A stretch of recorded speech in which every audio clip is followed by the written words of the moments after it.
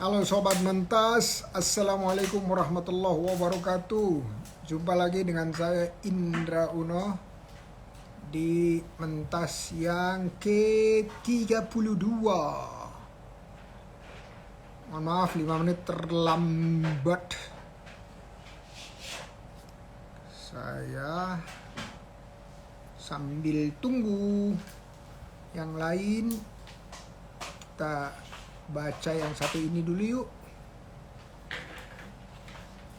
Oke.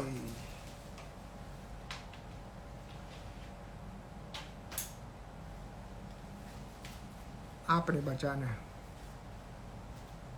Bacaannya dari Restu di Bali. Pak Indra, apa masukan motivasi Bapak untuk kita sebagai apa nih? Mau baca hotelier. Aduh, baru kebaca deh. Hotelier itu pengusaha hotel. Denny, alhamdulillah baik.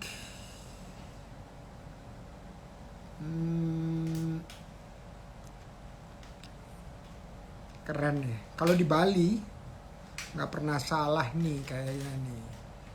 Ya nggak pernah salah bahwa Bali itu bisa mengenerate traffic. Jadi kalau punya hotel di Bali itu harusnya lebih besar trafficnya dari tujuan destinasi wisata lainnya. Nah, ada ibu saya. Ini saya lagi di rumah ibu saya. Halo mama.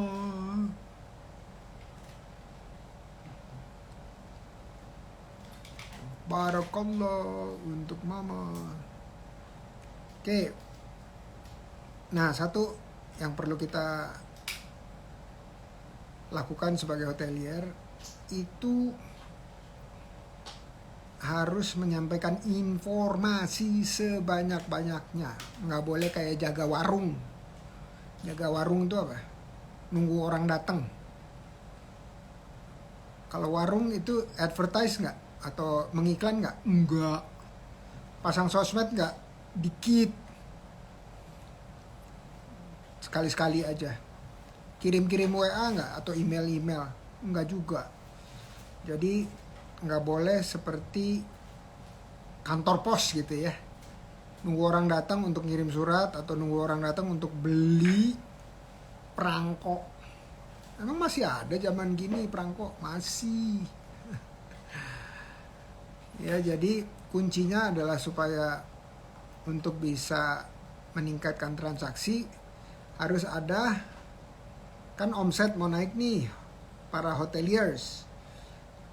Berarti omset itu sama dengan transaksi. Transaksi itu adalah orang datang, traffic. Orang datang itu karena apa? Ada promosi. Ada apa? Ada rekomendasi. Ada apa? Ada review. Ada apa? Ada rating. Ada apa? Ada komunikasi. Ada apa? Ada inovasi. Ada apa lagi? Ada kreasi. Ada apa lagi? Informasi. Jadi informasi harus sebanyak-banyaknya. Yang warna kuning. Oke, bentar ya, bentar. Pintar.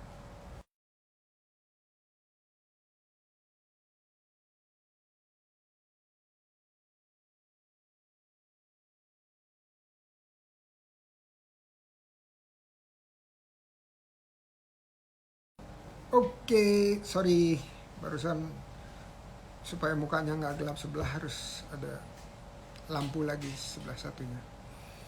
Ya, jadi saya ulangin lagi. Kita berkreasi boleh. Kenapa boleh? Karena tanpa kreasi nggak ada inovasi. Bukan boleh deh. Kudu, perlu. Nah, ada inovasi. Ada inovasi, terus inovasinya mau diapain? Diinformasikan sebanyak-banyaknya setiap hari. Pasang konten. Nggak bosen tuh. Ya kalau kontennya beda-beda, itu ya jauh dari bosen.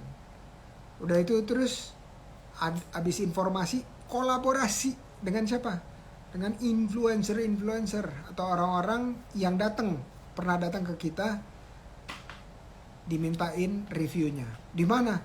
Di website, di Google Business, ya, Google Business, atau di hotelier, booking.com, Traveloka, Agoda, itu harus ya, jangan enggak. Karena ya walaupun berbayar ke mereka, tetapi orang-orang itu melihat rating. Satu lagi apa? TripAdvisor harus masuk ke sana. Dari kolaborasi, orang akan melihat promosi-promosi sebelum aksi dan transaksi. Aksi itu apa? Booking itu aksi. Begitu udah booking baru transaksi ya. Jadi Mbok Restu, ini Mbok Restu atau beli restu ya? Enggak restu. Di Bali itu yang bisa saya sampaikan, semoga manfaat. Oke. Ini Winnie Beauty baru join. Aduh, kebel duluan sama Bunda. Mana nih? Oke. Kita undang ya. Belum request nih. Ian sorry. Muhammad Isa nih, saya udah pernah ngobrol. Keren banget deh.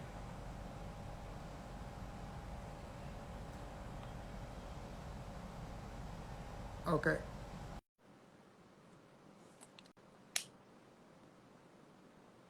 Saya udah undang ya. Langsung aja gitu. Halo Pak. Halo, assalamualaikum. Waalaikumsalam. Iki kamerane kuwalik. Balik. Iyo. Gimana nih? Bentar. Terakhir IG live tuh kapan? Ayo. Berarti udah lama nih. Belum muncul. Burung.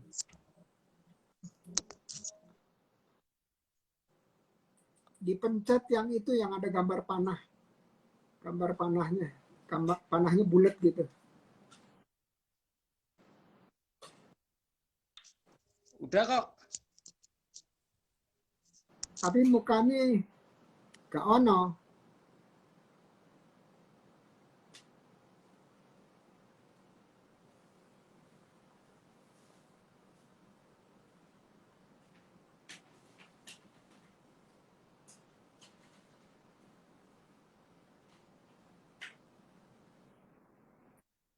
Nah, ada jadi Ini udah tak balik. di layar itu ada gambar mikrofon, ada gambar video, terus sebelahnya tuh ada gambar panah dalam lingkaran gitu. Panah dalam lingkarannya itu yang diklik. Udah tak klik. Udah diklik. Sakit mas. Betul sakit. Tadi Oh, siang bisa loh. Coba saya matiin dulu ya. Nanti saya undang lagi. Dimatikan dulu sebentar. Oke, rupanya ada sedikit trouble.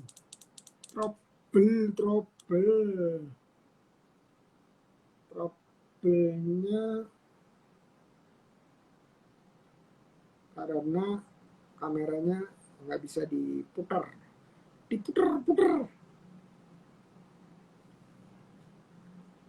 Coba lagi. Bismillah.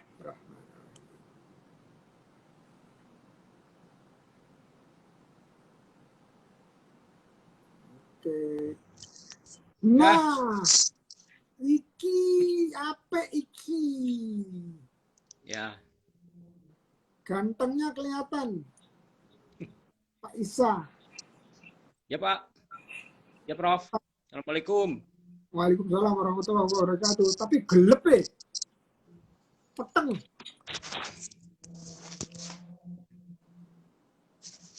Gelap. Kalau gini, Kak. Jadi wajahnya madep, madep lampu, wajahnya madep lampu. Kalau lampunya di atas madepnya gini jadi. Gini.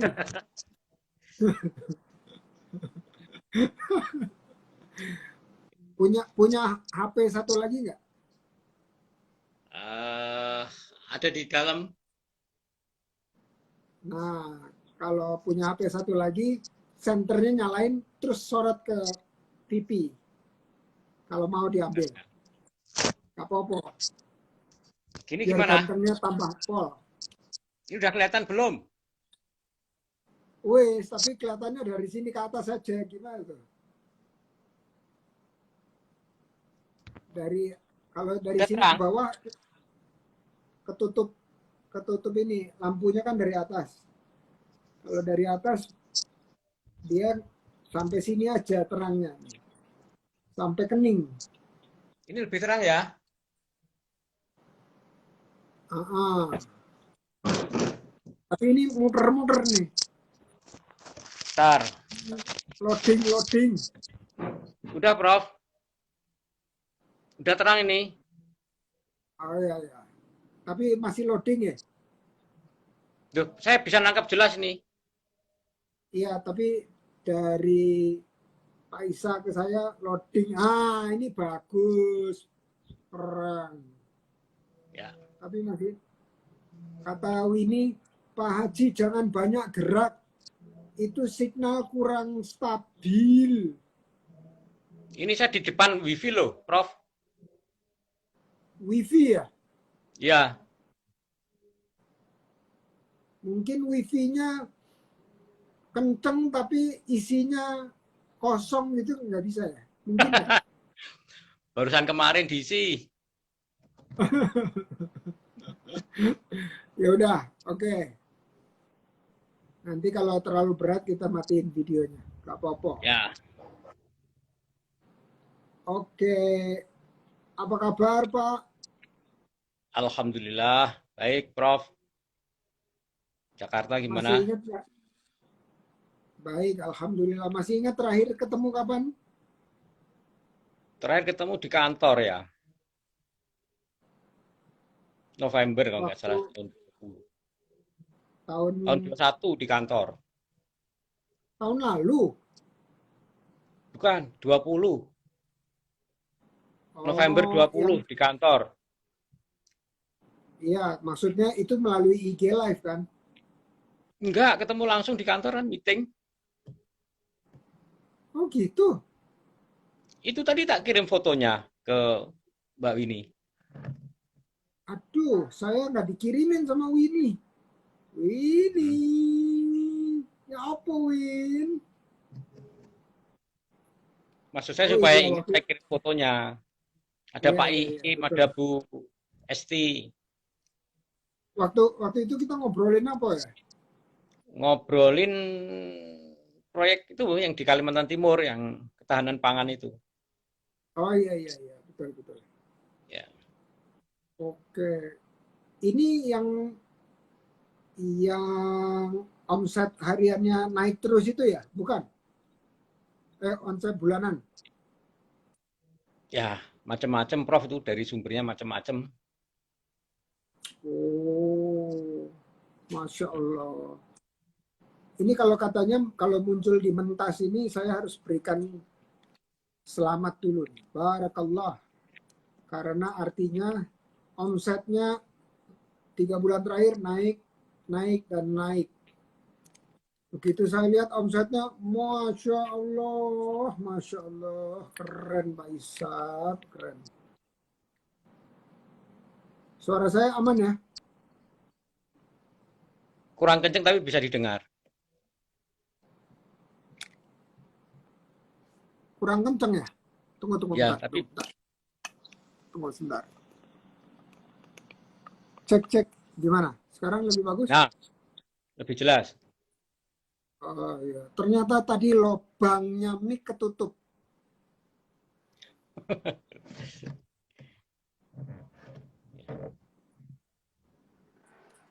Oke, Pak Isa, jadi mentas ini tujuannya adalah kita ngobrol-ngobrol lebih dalam. Saya rasa Pak Isa nggak usah di mentoring lagi, malah justru Pak Isa yang harus mentoring orang lain.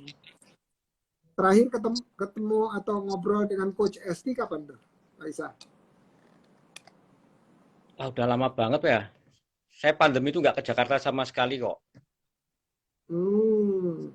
Tapi kalau komunikasi pakai HP ya baru kemarin. Oh, oke. Baru kemarin pas mau ini ya, mentoring ini ya. Ya, ya tapi kalau lewat Facebook ya setiap hari lah. Oke. Oh iya, karena dia sangat-sangat aktif di Facebook ya. Ya, Oke. Pak Isa, mudah-mudahan kita bisa ngobrol langsung lagi ya. Ini luar biasa soalnya. Sebelum kita mulai, Pak Isa boleh nggak ngingetin teman-teman yang lain waktu kita ngobrol santai terakhir itu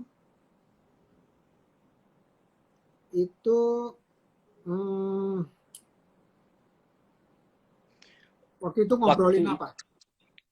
waktu itu saya cerita tentang riset penanaman padi di Kabupaten Kutai Kartanegara. Nah, waktu itu bisa menaikkan produksi padi di setiap titiknya itu 3 sampai 4 kali lipat. Nah, tahun depan itu penelitian kita itu mau dijalankan oleh Pemda. Terus waktu itu Prof mau nyoba 100 hektar kalau nggak salah. Mau ikut di situ sebagai ini 100 hektar atau 500 hektar gitu loh waktu itu. Oke. Lewat koperasi apa gitu loh kalau nggak salah. Lupa saya. Nah, ini sekarang program itu sudah dibentuk ini ya, namanya Lumbung Pangan di Kutai Kartanegara. Mungkin ketuanya join itu Pak Toto. Nah, nanti tahun 2023 itu jalan. Nah, jadi teknologi yang kita ini kan itu di scale up ke 5.000 hektar atau berapa di situ. Jadi ke depan Kutai Kartanegara itu lebih menekankan ke lumbung pangan. Jadi dia tidak menggantungkan lagi ke energi, tapi ke lumbung pangan sama pariwisata. Nah, riset kita dipakai sekarang ini. Dan kemarin saya sudah mengantarkan tim dari Pemda ke Petrokimia Gresik untuk sebagai supporting ini, input pertaniannya itu. Ya, pupuk, pestisida, dan macam-macam lah. Ada 7 orang ya ke Petrokimia Gresik sudah kunjungan, dan kemudian ini masuk ke APBD, insya Allah tahun 2023 nanti itu mulai jalan. Nah, Oke. ini kayaknya Prof perlu kita perlu kalau diizinkan ya saya tak offline ke Jakarta. Ini jalan lanjutin. Boleh diizinkan, cuman mendingan barengan dengan kegiatan lainnya, jadi nggak satu-satunya gitu Pak Isa. Ya, banyak Prof. Oh ya udah, kalau gitu kita silaturahmi lagi aja. Udah 2 tahun Ya. nih Ki. Terus yang di Wonosobo masih inget nggak? Masih, justru itu saya yang terkesan luar biasa itu. Yang Nah desa itu Kelapa itu desa apa? Garung Gemelar. Gumelar tempatnya, kecamatannya apa? Atau kelurahannya? Wadas Lintang. Ya, Wadas Lintang. Ya. Itu bukannya yang viral itu ya? Desa Wadas itu ya? Oh, bukan. Itu Wadas itu di Kabupaten ini apa nama Purworejo. Sebelah timurnya 50 kilo. Nah, waktu Prof pulang dulu, kan terakhir kita jam setengah dua ya, habis Jumatan itu, Ya. lihat gudang, itu jam 3 tuh gudangnya ambruk. Waduh, kok bisa? Jam 3 itu gudangnya ambruk. Untung pas ambruknya itu pas kita nggak di situ. Itu kelihatannya kokoh waktu kemarin. Ya, ambruk waktu itu. Saya nggak ngerti kenapa ambruknya ke jam 3. Tapi itu sudah kita dirikan lagi. Ya. Kemarin waktu apa namanya? Waktu itu kan produksinya cuma sapu ya.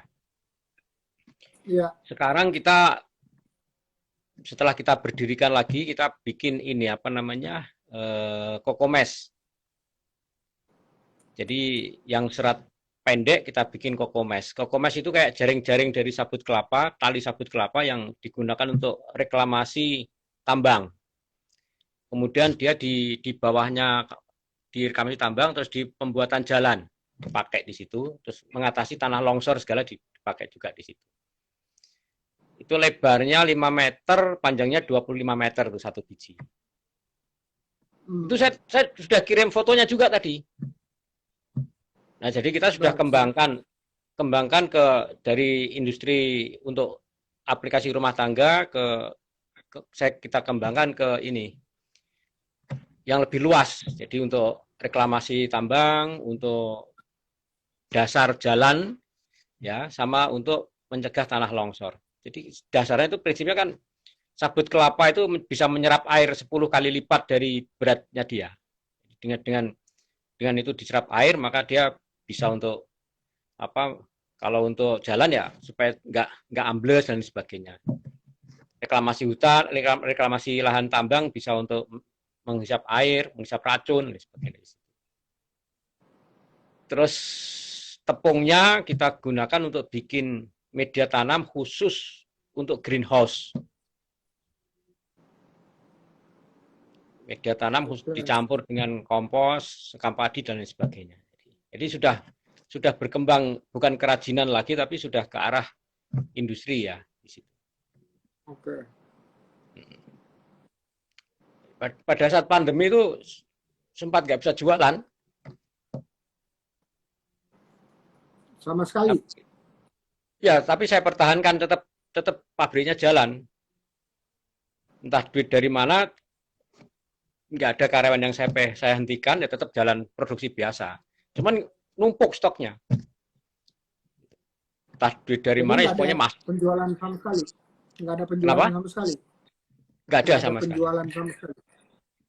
Lah, baru Emang nggak ada keluar itu kebutuhan. nggak ada. Baru keluar semua itu 4 bulan yang lalu. Langsung habis. Wow, Masya Allah. Jadi nunggu berapa tahun tuh? 2 tahun ya? 2 tahun ya. 2 tahun. Ya, jadi. Yang ngabisin orang yang dulunya juga pernah beli atau gimana? Ya memang karena produknya itu kan produknya kan waktu itu masih industri kelapa dan sebagainya, industri kecil, pasarnya industri kecil dan sebagainya. Kalau industri kecilnya berhenti ya berhenti kan gitu. Karena kita ubah di bahan baku yang ada kita ubah jadi tali, jadi kokomes dan sebagainya.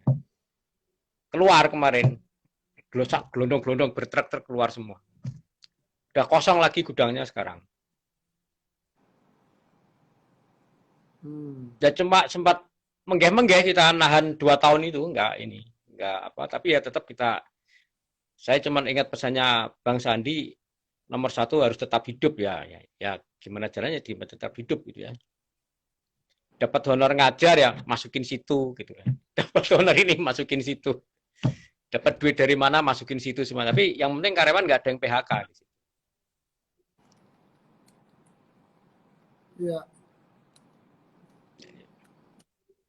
malah nambah karyawannya.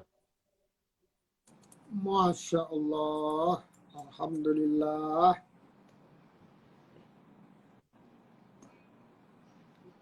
Ya, Saya ingat minyak VCO-nya, ya, itu udah sampai mana ya? itu izin-izin sudah saya lengkapi. Jadi beredar kita batasi cuman di Semarang, Jogja, Kudus, Jawa Tengah lah intinya. Belum sampai ke ada beberapa teman sih yang sudah beli tinggal di Depok tapi nggak banyak, yang banyak di Semarang. Iya, iya. Ini dari Pak Isa punya laptop atau ini nggak? Atau handset satunya untuk bisa monitor gambarnya Pak Isa? Tadi saya mau siapin laptop tapi Mbak Winnie nggak boleh suruh pakai HP. Oh iya betul, laptop itu bukan untuk koneksi tapi untuk monitor aja karena koneksi harus dari HP. Oh, Iya, soalnya di sini di layar saya, layarnya Pak Isa itu burem, burem alias loading. Kalau burem itu loading, muter-muter gitu, muter gitu. Tapi suaranya bagus, sebabnya kenapa ya suaranya itu? bagus. Tadi siang tuh Mbak Winnie juga begitu layarnya Mbak Winnie, tapi punya saya jelas. Oh, biasanya karena bandwidthnya. Bandwidthnya berapa? Waduh, saya nggak tahu Prof yang gitu-gitu Prof.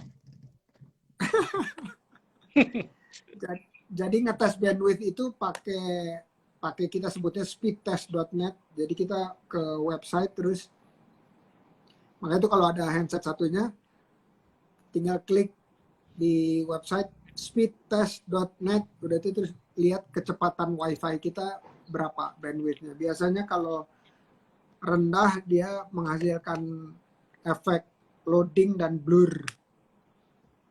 Ini saya bisa lihat Prof jelas loh, dan saya juga jelas loh. Oh iya, karena kalau dari handset sendiri dia feedbacknya langsung gitu ya, bisa lihat wajah sendiri maupun bisa saya.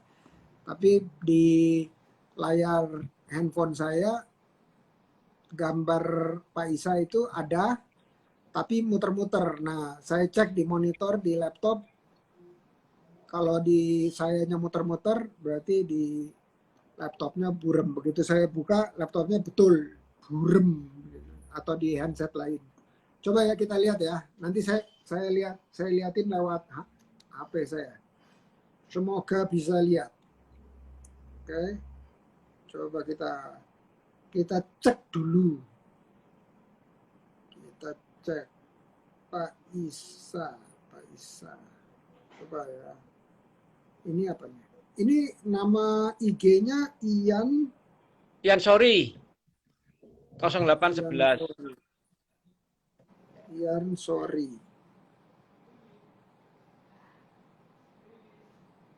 Ian Sorry. Ian Sorry 0811. 0811. Coba kita lihat. Oh, oke. Nih, kita lihat nih. Nih, Iya Prof. Ini gimana ini anunya? Buram. iya. Uh, Kalau Telkomsel pakai nggak? Saya pakai Telkomsel. Kalau ini pakai WiFi atau pakai kuota? Sekarang pakai WiFi. WiFi-nya Ah, mau dimatikan. iya kalau di situ Telkomsel full bar nggak? Penuh nggak Penuh. sinyalnya? Sinyalnya Oh penuh. iya, weh. Pakai pakai kuota aja. WiFi-nya di Parman. Oke.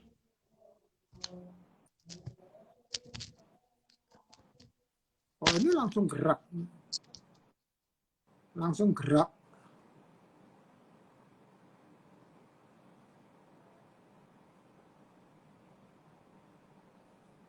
Oke guys.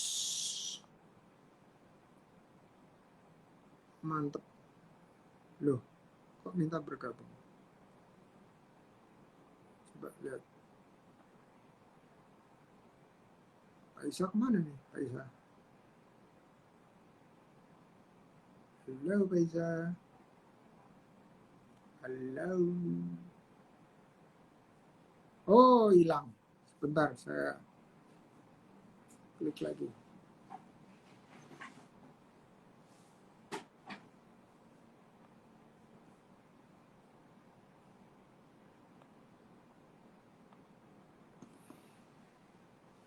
Oke, udah saya tak undang lagi.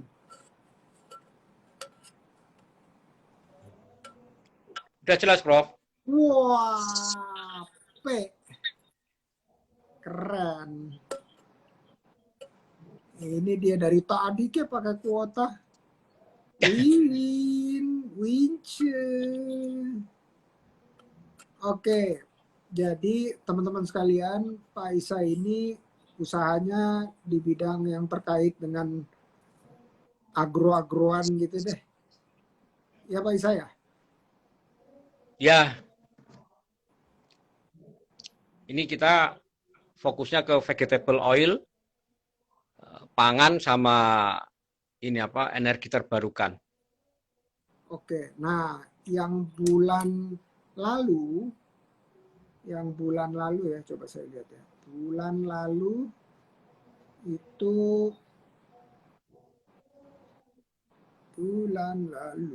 itu di sini saya lihat dulu ya catatan kepean saya. Nah, bulan lalu itu kalau 100% penjualan itu yang paling besar kontribusi terhadap omset itu apa? Minyak kelapa sama ini Hmm, vegetable oil lah. Jadi minyak-minyakan gitu. Jadi saya jualan minyak serai, minyak kayu putih, minyak kelapa. Ini mau tapi itu bikin minyak. Kenapa? produksinya bukan yang di wadah Silintang itu kan, bukan kan? Bukan di Banjar, Banjarnegara. Banjarnegara berarti udah deket itu dong ya. Ya cuma Udah tak 30-40 coba kilo lah dari sana. Ya, ya bukan. ya. Dekat Oh, Wonosobo, sampingnya oh, Wonosobo. oh sampingnya Wonosobo. Oke, oke. Ya, Itu apa aja yang di situ produksi yang di situ apa? citronella Citronella terus ya, sama minyak kayu putih itu aja udah. terus Kayu putihnya trading, kayu putihnya trading, kalau citronella kita nyuling sendiri, Prof. trading itu maksudnya orang lain yang bikin. Kita Ya, kita yang jual aja. jual gitu. Citronella ya. Citronella Ya. itu bahasa awamnya apa ya? Serewangi, Oh, Serewangi. serewangi ya. Ya, Nah, antara serewangi sama minyak apa kayu putih ya? ya. Kayu putih mana yang lebih besar kontribusinya bulan lalu? Kalau untungnya lebih banyak Serewangi, tapi kalau omsetnya lebih karena harganya lebih mahal kayu putih ya lebih lebih anu kayu putih. Kalau dari omset kayu putih, kalau dari profit Serewangi. Kayu putihnya suling sendiri produksinya berapa tuh bulan terakhir itu? Kalau kayu putih kita trading, Prof. Jadi kayu putih ini kita melakukan trading karena kan saya ada kerjasama dengan KHDTK ya, kawasan hutan dengan tujuan khusus punya Universitas Gajah Mada, ya Mm-mm. jelas. Nah, Bagus. nantinya nantinya kita akan menanam ini apa namanya pohon kepoh untuk biodiesel. Nah, di sela-selanya itu ditanamin kayu putih supaya nanti bisa langsung jualan, kita trading dulu sekarang. Jadi beli, jual. Untuk supaya nanti kalau petaninya ini produksinya udah jalan, kita bisa langsung jual. Sudah punya pasar di situ. Oke. Jadi trading itu kayu putih, serewangi itu suling atau Ya dua-duanya? produksi sendiri. Oke. Jadi serewangi yang produksi sendiri ya. Ya, ya itu kebunnya sekitar 3 hektar lah, 3 hektar 4 hektar. Gitu. itu berapa berapa panennya berapa besar tuh? Panennya itu 1 hektar itu bisa sekitar 30 tonan ya. Cuman kita bagi tiap hari bisa kerja gitu loh. Jadi Oke, kalau kita mau ngatur tiap hari kerja sekitar 1 ton itu minimal lahan itu 3 sampai 5 hektar. Nanti diatur panenannya sehari 1 ton. berarti sebulan jualannya atau produksi sulingannya 30 ton gitu ya. Net ya, tiga net. puluh ton itu bahan baku ya, 1% dari itu, Prof. Berarti Minyaknya cuma 1%. 30 ton disuling satu Ya, persennya berarti 300 kilo gitu ya. 3 kintal ya. ya 3 kintal lah. Sedikit 1%. Yang banyak itu kita trading kayu putih itu kemarin. Itu sisanya kemana ya? Kalau habis disuling itu. Ini rencana kita lagi kerjasama dengan ini mau kerjasama dengan Universitas Tidar ya. Tapi baru masih ini penjajakan itu kita fermentasikan nanti untuk diternakan kambing. Oke. Waktu itu saya pernah ngomong itu loh Prof yang kita integrasikan antara penyulingan Serewangi dengan peternakan kambing di situ. Jadi habis habis dipakai nyuling difermentasi untuk pakan kambing di situ. Kalau sekarang dibuang aja. Jadikan bahan bakar Oh, dibakar. Oke, oke. ya untuk bahan bakar. Oke, bahan bakar buat penyulingan ya. Buat penyulingan, tapi ke depan kita mau pakai untuk ternak kambing di situ. Nah, kalau kayu putih itu kira-kira berapa total persentase omset itu 50% dari yang omset yang lalu atau lebih? Nggak sampai, tapi dia harganya kan 2-3 kali lipat dari Serewangi ya. Jadi lebih lebih ini lebih lebih mahal harganya kayu putih. Nah, itu Dua jualnya kali lipat B2B sana. atau itu retail atau Kenapa? B2B? Retail atau Enggak ke B2B? pabrik, Prof. Ke pabrik kita. Oh, oke, oke. Jadi jadi kita trading ini karena November ini kan UGM itu mau tanam kayu putih. 1 tahun lagi itu panen. Kalau kita nggak mulai apa menjajaki market, itu nanti pas petani panen nggak punya pasar, petaninya nggak dapat duit kan gitu. Nah ini Betul, betul. kita siapin marketnya dulu, baru kita ngomong tanam. Jadi setelah ada pasar baru tanam gitu. Itu cara yang terbaik. Cara yang Gitu. terbaik. Ya, paling efektif lah. Jadi pasarnya kita kita siapin dulu. Ya, Kalau dari omset yang lalu itu kira-kira netnya berapa persen tuh? Ada 20% ada nggak? nggak ada, Prof. Nggak ada. 10? Ya 10 lah. 10. Makanya saya pengen meningkatkan itu dengan integrasi peternakan kambing ya. Jadi nanti kalau peternakan kambing itu setahun itu kambingnya bisa double. Ya, bisa kita misalkan 5 hektar itu cukup untuk 100 ekor. Tahun depan jadi 200 ekor. Jadi nanti minyak serewanginya itu untuk bonusnya aja. Jadi kita ambil untungnya dari peternakan kambing itu. Yang gede. Kalau yang kita pergi waktu itu, yang kambing Etawa itu beda lagi. Kambingnya Morina ya, Marino namanya. Oh, bukan Etawa yang waktu itu. Bukan, itu kan untuk susu. Oh iya, terus dibubukin ya, dibikin bubuk ya. Ya, bisnisnya Bu Amel itu, susu. Oh iya, iya. Masih jalan itu. Tambah besar itu sana. Masya Allah, senang banget dengarnya. Hmm. Jadi yang kecamatan Wedas Lintang itu kita masih terus menjadi pendamping atau gimana? Ini saya bukan pendamping ya, kita malah mendampingi dan ini ya investor situ ya. Cuman saya sudah nggak pernah ke situ lagi. Jadi ini sudah 1 tahun ini udah remote aja saya. transfer Tapi transfer gitu produksi jalan, jalan ya, tetap jalan, jalan semua, meningkat. meningkat berlipat-lipat itu Yang dengan dari kita ubah produknya menjadi ini kokomes sama sama media tanam, kebutuhannya kan besar di situ, di daerah Temanggung, Wonosobo, mana Paraan itu greenhouse kan cukup banyak. Jadi kita mensuplai ini untuk greenhouse, media tanam untuk greenhouse di situ. Waduh, keren ini, keren. Bisa nggak direplikasi di tempat lain? Ini mau kita replikasi di Kukar, Kutai Kertanegara. Waktu itu saya pernah cerita replikasi di Toli-Toli gitu, bisa nggak?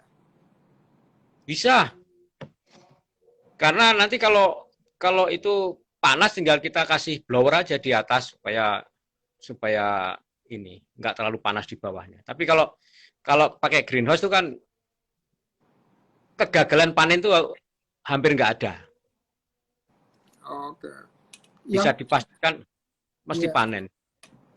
Ya. yang di Toli-Toli itu banyaknya pohon kelapanya, selebihnya nggak ada. Oh bisa, nggak kelapanya bisa. Kelapa nanti kita, tol itu mana ya Prof ya? Lupa saya. Sulawesi, Palu, Sulawesi Hmm. Tengah.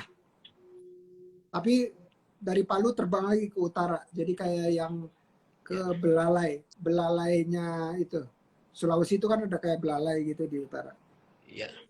Itu kemarin itu wakil bupati dari Maluku di Tidore itu datang belajar itu kelapa terpadu, bikin minyak kelapa dan lain sebagainya itu. Jadi pegawai-pegawai itu dipaksa untuk beli minyak kelapa. Kalau kita bisa bikin itu Ini bukan terpadu ya, minyak kelapa ya, ini bukan. ya, Ini bukannya betul. VCO. Ini bukannya Bukan, VCO. itu minyak goreng itu, Prof. Kok bening begini? Iya, minyak goreng itu. Kalau ini banyak laku nggak? Itu kalau dijual dengan harga minyak ini, minyak kelapa biasa tuh masuk itu. Asal kita bisa bikin industri terpadunya. Jadi dalam satu komplek itu sabutnya kita olah, batoknya kita olah, airnya kita olah, semuanya. Itu harga minyaknya jadi turun, ya. Itu bisa sama dengan harga sawit itu. 14.000. Bisa. Itu yang mau kita lakukan di Kutai Kertanegara nanti. Kita bikin Mantep, itu. mantep. Itu kira-kira untuk mulai kalau terpadu gitu berapa tuh kebutuhannya? Lahannya, kebutuhan lahan, kebutuhan ekosistemnya. Itu gini, kalau terpadu itu tergantung kita mau seberapa besar. Saya bisa mulai dari 100 juta pun kita bisa. Yang minimal aja, yang minimal biar teman-teman di daerah bisa mulai. Ya antara 150 sampai 200 lah kita bisa bisa. Tapi ya peralatannya menyesuaikan ya. Kak Popo, yang penting ada cash flow. Ya, bisa. Bisa. Nanti sabutnya kita ajari ngolah, batoknya kita ajari bakar, ya toh, airnya kita ajari bikin kecap, ya toh, dagingnya kita bikin minyak, ampasnya untuk makanan ternak, blondonya nanti untuk bumbu, bisa itu. Kalau semuanya dijual kan nanti harga minyaknya bisa ditekan. Selama Oke. ini harga minyak tinggi karena mereka tidak terpadu, jalan sendiri-sendiri. Iya, iya. Nah, kalau kita mau bikin pelatihan itu nama judul pelatihannya apa tuh? Yang barusan disebut nama Pak Isa. Ya, pelatihan industri kelapa terpadu untuk skala UMKM gitu. Oh, keren. Gimana kalau Ya. kita bikin virtual dulu awalnya, terus nanti kesananya kita bikin offline? Setuju nggak? Wah nggak sip itu. Kalau virtual tuh nggak sip. Offline aja nggak apa-apa, langsung praktek nanti. Langsung Oh, kita demokan semua. Kalau bukan maksudnya virtual itu bukan pelatihan, informasi informasi sesi informasi bisa nggak? Boleh, kapan mau? Siap. Oke. Habis itu sesi informasi, habis itu baru offline. Gitu. Boleh. Ya. Mm. Ya. Oke, nanti habis ini kita ini ya, kita meeting Boleh. dengan tim ya. Meeting Zoom ya. Oke. Ya. Keren. Mantap banget. Teman-teman, tanpa kroso ini tinggal 15 menit lagi. Tapi teman-teman nih bingung ngikutin. Ini kok nanyanya loncat-loncat gitu. Nah, jadi saya summary udah itu, terus kita buka ini deh, pertanyaan-pertanyaan dari Pak Isa. Jadi Pak Isa ini tadi yang urusannya dengan contoh yang saya paling ingat itu adalah dari satu pohon kelapa itu produknya tuh bisa apa aja, terus bisa jadi nilai ekonomisnya bagaimana caranya, udah itu terus bisa bahkan seluruh satu kampung gitu ya, satu kampung bisa mendapatkan manfaat ekonomi dari pohon-pohon dan hasil kelapa. Nah, yang kemarin atau tadi disampaikan itu, selain itu Pak Isa juga ada jualan ke pabrik minyak atau kayu putih sama serai wangi. Serai wangi itu ke pabrik juga nggak Pak? Ke industri. Oh, industri ya. Ya. Industri nanti diolah untuk jadi aneka macam produk. Jadi minyak balur. Yang banyak minyak balur. Minyak balur ya. Ya. Minyak telon kayak gitu. Itu pabriknya di mana?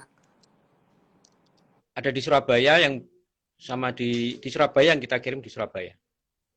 Gresik tepatnya. Oke. Sip. Oke, nah sekarang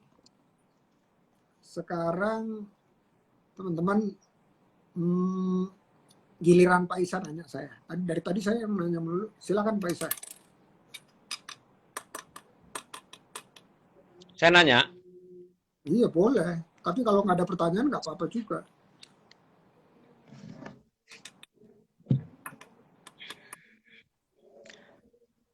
Kalau saya itu loh, Prof, yang mau memfollow up yang meeting dulu di Jakarta itu loh, yang untuk ketahanan pangan itu loh, yang di Kutai Kartanegara. 7. Ya itu yang ini. Terus ini saya ada mainan baru, saya kerjasama dengan UGM untuk membuat biodiesel.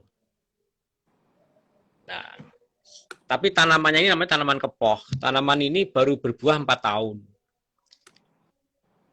Kalau petani nunggu 4 tahun kan nggak bisa makan ya. Makanya kita tanami pohon kelapa, pohon kayu putih itu supaya dia nanti setiap tahun bisa ada income, nggak perlu nunggu sampai 4 tahun. Nah, di sela-selanya itu ada jagung atau sorghum. Jadi tiap 3 bulan dia bisa dapat duit. Jadi sorghum, jagung, sama kelapa. Ya. Minyak kayu putih. Oh, kayu putih. Kayu putih dan pohon kepoh. Nanti biodieselnya dari kepoh itu. Nah, biodiesel ini artinya gini, kan dia harus dicampur dengan dieselnya kan? Ya. Berapa persen? Jadi kemarin waktu uji laboratorium, itu 100% dicoba untuk di genset, gensetnya nyala ya, tanpa dicampuri solar. Wow. Nah, terus yang nomor 2 yang saya merotol. Enggak tuh. Enggak. Tapi waktu itu mesin jelek ya, dongpeng ya. Ini nggak protol lah, seharian nggak protol. Nah, terus ininya apa? Kalau yang produksi ini biosolar itu kan dia nggak boleh lebih dari 8 jam, harus sampai ke blending. Misalkan pabriknya di Gresik, blendingnya di Tuban, itu nggak boleh lebih dari 8 jam. Kalau lebih dari 8 jam akan teroksidasi. Kalau teroksidasi nanti bikin karet sil-sil itu molor dan lain sebagainya. Ini sampai seminggu itu tidak teroksidasi, belum teroksidasi. Ini saya ngamati minggu kedua ini sekarang. Oke, jadi berarti cost produksinya lebih rendah gitu. Bukan, lebih stabil. Biodiesel itu penyakitnya mudah teroksidasi. Nah, kalau teroksidasi, FFA, free fatty acid-nya naik. Nah, nah ini FFA-nya stabil dia, nggak naik-naik, sudah seminggu lebih. Itu artinya apa tuh? Terhadap ongkos atau terhadap harga? Nggak ada, lebih stabil. Jadi kalau yang biasa standarnya itu nggak boleh lebih dari 8 jam harus tiba di unit blending dengan solar. Karena kalau lebih dari 8 jam dia akan teroksidasi. Nah, ini sampai seminggu nggak teroksidasi. Berarti ini saya kenapa? Berarti bisa disimpan berlama-lama gitu. Bisa disimpan lama-lama. Jadi kepengennya kita, jadi itu nanti ditawarkan ke Pemda, nanti Pemda bikinnya nggak usah banyak-banyak lah, 500 liter. 500 hektar. 500 hektar itu ditanam, itu bisa sampai ini, bisa dapat 15 juta liter per tahun. Kita Pemda punya sendiri gitu. Jadi apa namanya? Kecil tapi banyak gitu loh. Karena pohonnya ini bisa hidup di seluruh Indonesia. Guru lo, itu pohon KEPO kepuh. Kepuh ya. Itu selama ini kan dikenalnya sebagai pohon gendruwo ya. Adanya cuma di kuburan-kuburan. Ya. Nah, ini bijinya itu kita coba olah gitu di situ. Nih tuh lihat tuh, bener nggak? Iya. Gitu. Iya memang itu. Ini gede banget ini. Itu ratusan tahun. Ini nggak ada yang bisa dibonsai gitu di belakang di pot-pot aja gitu. Bisa. Jadi nanti kita akan proning. Jadi kita akan proning, nanti akarnya kita ganti, kita usahakan dicangkok ya. Ada orangnya. Iya memang. Itu yang di Nganjuk malah 500 tahun sudah. Waduh. Jadi, nah, itu selama ini kan buahnya nggak dimanfaatkan itu. Itu kita coba manfaatkan. Jadi sekalinya dia udah berbuah, dia berbuah terus setiap berapa lama? Itu tidak putus. Jadi setahun itu terus berbuah dia. Nggak ada putusnya. Jadi yang 4 tahun itu dari pertama nanam biji, ya, itu terus sampai dia berbuah gitu. Sampai berbuah. Oh, berarti bukan sekali 4 tahun kan? Dia tahun pertama aja. Ya, setelah itu dia berbuah terus. Nah, petani ini kan selama 4 tahun ini kalau nunggu itu panen kan dia nggak bisa makan. Makanya kita tanamin kayu putih sama ini buahnya gitu. Kayak gini nggak? Betul. Ya. Oke.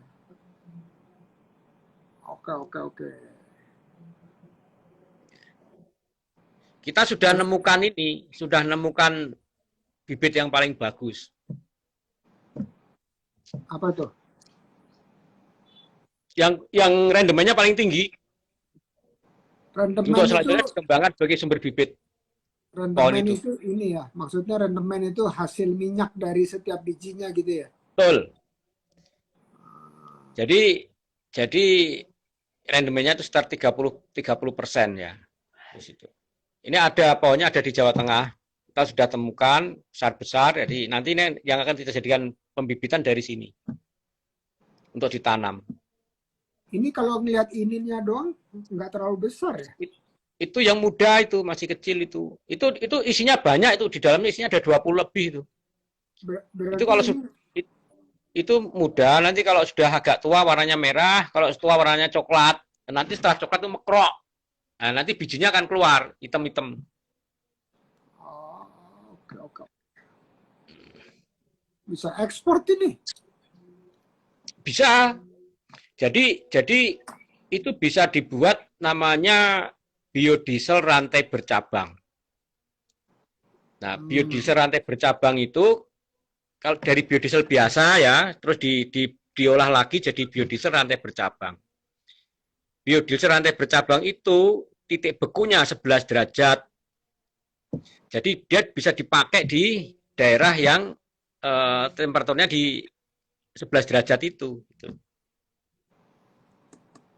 Kalau Kalau dia Indonesia ini kalau kan dia 25 derajat. tapi kalau Kita ini 11 derajat standarnya berarti dia beku dong, beku. Kalau beku nggak bisa ngalir dong. itu belum beku di 11 derajat. Kalau biodiesel biasa 25 derajat udah beku.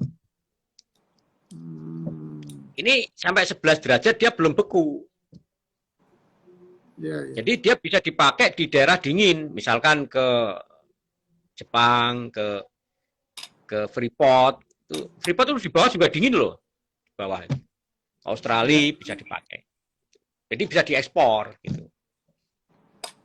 Ngapain diekspor? Di sini aja butuh banyak, Prof. Iya, iya, betul. Betul, betul. Jadi kalau mesin Dongfeng aja tuh bisa ya pakai itu ya, pakai biodiesel dari kepuh. Tapi itu hanya khusus satu pohon aja ya. Kita nyobanya satu pohon yang dari daerah Purwodadi itu ada satu pohon itu yang kita coba, yang lain belum coba. Oh, Karena beda-beda minyak hasilnya. beda, jadi ini nggak tahu ini minyaknya kok bagus banget yang di situ. Oke, oke. Keren, keren. Wah, mantep nih. Ya wes, kita tak ngobrol habis ini pas di Zoom ya. Nanti saya minta kita diatur waktunya. Ya. Ini Pak Isam, ada yang nanya nih dari Raffins BDL. Tanya Dari dong, siapa? dari Raffins. Ya, Raffins. Tanya dong apa yang harus dilakukan menghadapi tahun depan yang katanya suram. Ayo. Oh, Pak Isa mundur mundur sidik, mundur sidik. Biar nggak muka semua. Oh ya ya, cukup cukup. nah, nah sebenarnya waktu kita COVID kemarin kan juga suram juga, buktinya kita masih bisa bertahan. Suram bener, suram bener. Jadi sekarang apa yang harus dilakukan?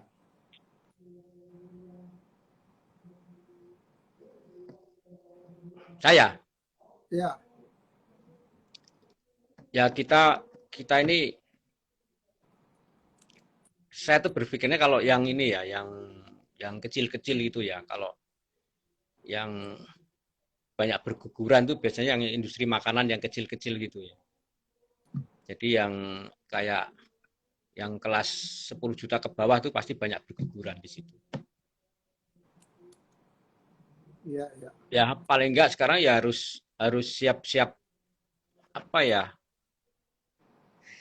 Saya kok nggak yakin itu ada suram kayak gitu tuh.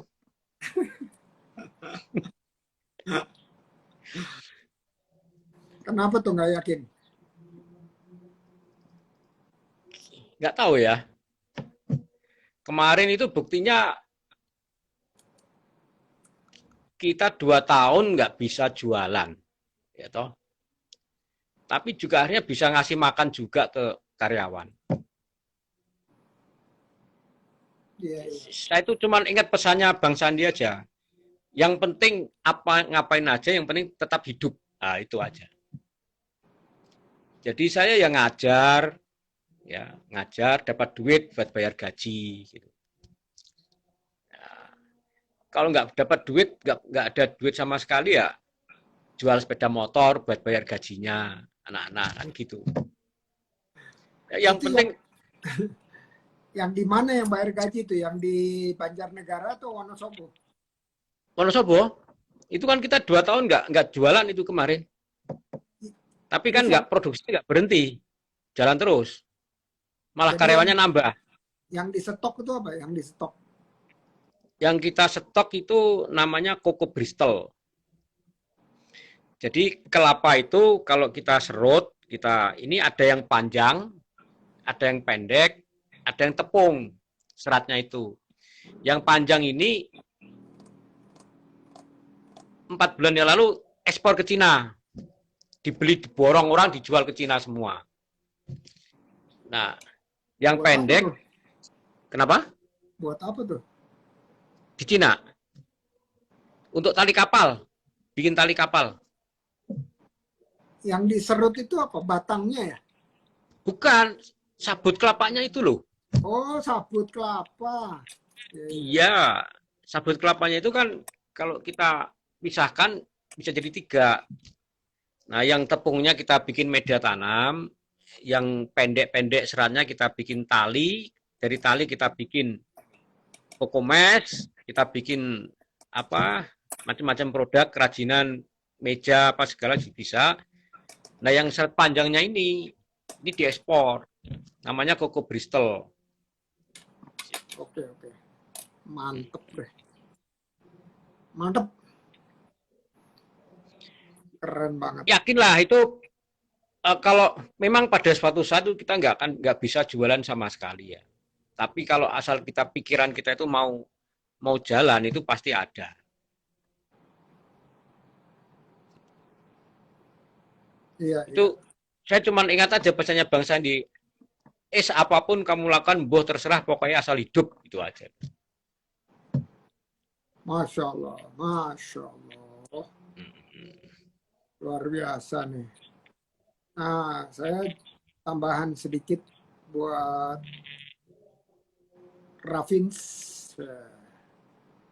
Jadi sebenarnya yang kita lalui benar yang kata Pak Isa kemarin itu tersuram. Soalnya banyak aktivitas ekonomi yang tidak jalan. Tapi ternyata kita bisa melampauinya dan bisa survive. Ya, jadi kalau dari segi suram, lebih suram yang kemarin. Jadi kalaupun nanti suram, yang diragukan oleh Pak Isa, itu saya dari sekarang menghimbau aja. Teman-teman harus bisa sesedikit apapun menyisihkan sesuatu yang disebut tabungan usaha. Kenapa? Karena kan cash flow tuh naik turun gitu ya. Nah begitu naik, ambil sedikit untuk nutupin pas lagi turun, pas lagi gini ya. Nah, jadi kalau kita mau fokus di situ, kalau punya multi talenta kayak Pak Isa ya ngajar lah, terus seminar lah, webinar dan seterusnya ya. Tapi kalau kita hanya Ya, fokus kemarin terhadap itu Delala beberapa kali dipanggil temen gitu ke kantornya, suruh nyelesaikan masalah, pulang kasih duit 10 juta gitu buat bayar gajian gitu. Masya Allah. Nah, tiba-tiba Pak Iim kasih rekomendasi untuk ngajar gitu. Ada ngajar di Alhamdulillah. beberapa itu gitu. Ya gitu. Nggak tahu kok, intinya tuh kalau kita berbuat baik ya, itu pasti nanti tetap dari tempat lain itu ada yang menolong kita. Itu kan saya nggak PHK itu yang di Wonosobo tuh. Kita 2 tahun nggak jualan tapi nggak PHK. Alhamdulillah ya ada, malah tambah loh karyawannya sana. Jadi piro? Asalnya kan cuma 3, sekarang udah 6. Masya Allah. Masya Allah. Oke. Tapi mereka di Wadah Selintang itu udah recover belum? Di sana nggak terasa, wong apa di sana itu sehari 20.000 aja hidup, wong mereka beras nggak beli. Jadi masyarakat rural itu yang namanya suram itu nggak kroso. Jadi Nggak ada ada. lagi, iya, ada lagi Mereka satu. mau sayur di halaman ada sayur. Itu Nah, paling itu cuma 20.000 beli tempe tahu, bumbu, sama beras. Hidup mereka udah. Nah, berasnya punya sendiri malah mereka. nyimpen ya. Iya, mereka nyimpen. Memang saya anjurkan ke teman-teman di sana, itu rata-rata kan beras dijual mereka. Jangan jual berasnya. Saya bilang gitu. Kamu minimal kalau mau dijual itu, jadi kamu harus hitung. Dari panen ke panen itu butuh berapa kilo, sisanya jual. Jadi yang bikin susah itu kadang-kadang mereka belum waktunya panen sudah kehabisan beras. Jadi dia dari produsen menjadi konsumen. Itu yang kasihan. Iya, iya. Oke, oke. Nah, jadi Jadi ada satu solusi lagi buat Rafin. Kalau mau pas lagi paceklik pindah ke desa, pindah ke iya, desa salah. supaya Ya memang memang gitu kok kehidupan mereka loh. Ya, beras punya, sayur-sayuran punya. Gaya hidupnya kan beda sama orang kota. Kalau mereka kan aktivitas setiap hari ada ya, nggak nganggur. Mau makan ya makan seadanya, ada makan. Paling tempe, tahu, lauk apa itu masih bisa bertahan lah mereka. Nggak terasa itu namanya krisis di desa itu. Kalau di kota ya orang nggak, ini ya kerasa, tapi kalau di desa enggak. Oke, oke. Ini usahanya yang nanya Rafins itu keripik kulit ikan, Pak Isa. Keripik apa? Kulit ikan. Kulit ikan? Iya. Itu di mana ya? Ayo di mana, Rafins? Ini usahanya di mana? Usaha saya keripik ikan. Agak deg-degan juga, khawatir kalau nggak banyak yang beli. Yang penting nanti Rafins koordinasi sama penggerak komunitasnya agar Enggak, itu bisa masuk. di lokasinya di mana dia? Ini belum jawab ini. Ya udah, kalau nanti lokasinya di mana kita parani aja ke situ nanti kita Oh, lihat potensinya apa. di Lampung. Enggak, saya mau bantu. Cuman nanti dikasih nomor telepon saya atau apa nanti karena kita nggak ngerti di sana ada apa yang bisa dikembangkan apa nggak bisa Oh ya, nggak bisa dijawab sekaligus. Jadi itu kan kita kalau mau usaha apa setelah ini kan harus lihat potensi di situ ada apanya dulu. oke.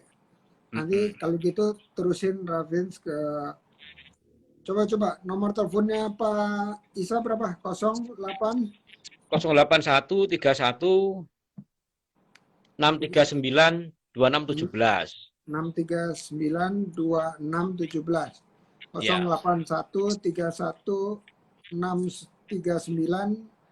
08131692617 ya, Pak Isa, Muhammad Isa. Betul ya, ya. Pak Isa. Insya Allah bisa lah itu diakal-akalin itu. Yang Oke. penting, mm, Itu Ravins, dia dia lokasinya di Lampung, Pak Isa. ya nggak apa-apa. Saya punya banyak teman di Lampung kok. Oh, tuh. Apalagi Lampung banyak kelapanya juga. Ya, kelapa, singkong, nanas itu banyak sana. Iya, pisang, Pisang. Jadi, gula, tebu. ya, Mm-mm. Oke, Pak Isa ini udah jam 9. Pak Isa ada ini nggak? Ada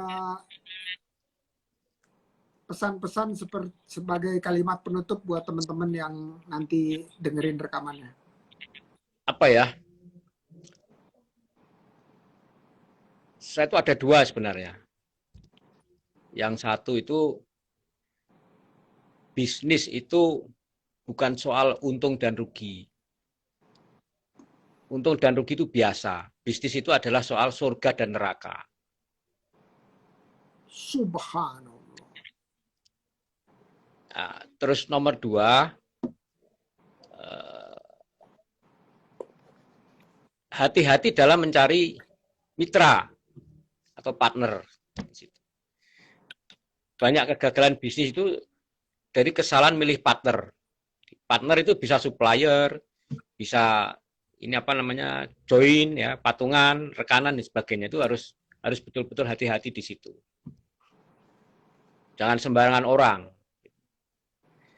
Jadi lebih baik kita itu ketemu orang yang ngomong pahit di depan daripada orang yang ngomongnya manis. Biasanya orang kalau ngomong manis di depan tuh di belakangnya pahit. Oke, itu tipsnya ya, tipsnya. Ya, itu. Oke, oke. Setuju, setuju, setuju. Mantap banget. Gimana tuh maksudnya surga dan neraka tuh gimana? Maksudnya gimana tuh? Ya jelas lah. Bisnis itu bukan untung dan rugi. Bisnis itu surga dan neraka. Kan kalau kita jujur ya dapatnya surga. Tapi orang bisnis kan banyak yang curang. Situ. Ya. Jadi sebenarnya bisnis itu adalah persoalan kita mau masuk surga atau masuk ke neraka. Itu. Jadi bukan hanya untung dan rugi gitu. Jadi iya, iya. Kalau untungnya karena curang, ya udah jelas kita kemana kan gitu. wah ini Pak Isa kan rumahnya di Semarang ya, betul ya? Di Kudus Pak, Prof. Kalau ini ada orang dari Tuban mau berguru nih, Junaidi Wijaya Kusuma. Ya monggo. Tuh, Kudus itu Garangasem Place, Garangasem Place. Ah cocok. Kok tahu, Prof? Loh, waktu saya ke Pati baliknya berhenti di Kudus. Wah. Makan langsung Garangasem paling top di situ, lupa saya namanya apa tuh. Sari Rasa. Sari Rasa, Masya Allah. Oke, ini karena udah jam 9.02 dan malam Jumat, sebaiknya kita sudahi dulu supaya bisa mengerjakan hal-hal lain. Ya Prof, terima kasih Prof. Saya udah bilang sama Winnie untuk atur waktu Zoom segera. Segera. Ya. Mudah-mudahan bisa Nanti, langsung. Nanti Bu Esti sama timnya ikut kan? Ikutlah. Ya udah. Coach Esti harus ikut. Ya oke. Sip. Gak boleh kemana-mana Coach Esti. Ya. Oke, matur suwun Pak Isa. Sami-sami Prof. Assalamualaikum. Waalaikumsalam warahmatullahi wabarakatuh. Terima kasih. Waduh, keren banget nih teman-teman. Ini saya banyak belajar nih. Ini kok mentas, mentoring tuntas tapi terbalik arahnya. memang lucu ini. Mentoring tuntas itu ternyata dua arah. Ya, ngobras juga dua arah. Terus satu lagi, acara saya yang udah lama nggak jalan atau nggak dijalanin, yaitu Pantas, pendampingan terikhlas. Nah, ini mudah-mudahan ada manfaatnya buat teman-teman sekalian. Saya waktu keliling-keliling di Wonosobo, dari Wonosobo ya, daerah sekitar situ, sangat impressed itu kagum dengan potensi-potensi daerah. Dan yang waktu itu memandu saya keliling itu Pak Isya dari OKOC Forever yang dikomandani oleh Coach Esti sebagai ketuanya. Oke teman-teman, Junaidi Wijaya Kusuma, sehat selalu, amin. Sama-sama Raffi, terima kasih, amin. Semoga teman-teman dalam berkah dan lindungan agar terus tentram. Assalamualaikum, selamat istirahat dan selamat malam Jumat.